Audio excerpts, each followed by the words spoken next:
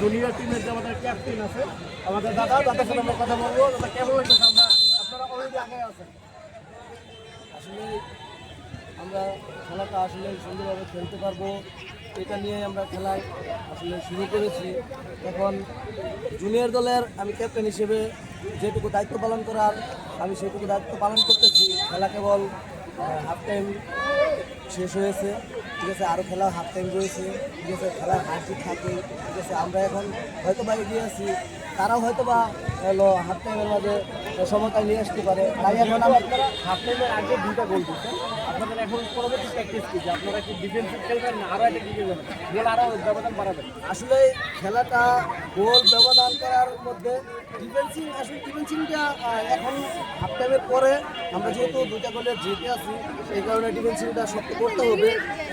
ডিফেন্সিং শক্ত হলে তাহলে আমরা উপরে যদি 2 জনও খেলতে পারি তাহলে আমরা আশা করি যে 2টার থেকে আরেকটা বানাইতে পারবো, ঠিক আছে। তারা যদি 2টা দিতে পারে আমরা আরেকটা দিতে পারবো।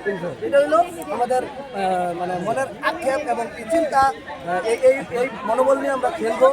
তাই আমি আর বেশি কিছু বলতে পারবো না। ডিফেন্সে কি স্কোর কি পরিবর্তন হবে, কি জিতবেন না হারবেন?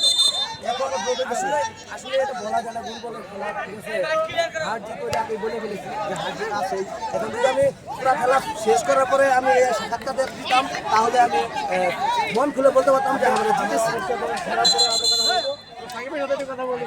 হ্যাঁ, অনেক সুন্দর একটা গোল দিচ্ছে কিন্তু গোলটা হয়ে গেছে অফসাইড। আপনার কেমন লাগতেছে? ভালোভাবে জিতে চেয়েছিলাম কিন্তু অফসাইডের কারণে আমার গোলটি করা হয়নি। আপনি তো খুশি তো নাকি? হ্যাঁ, খুশি।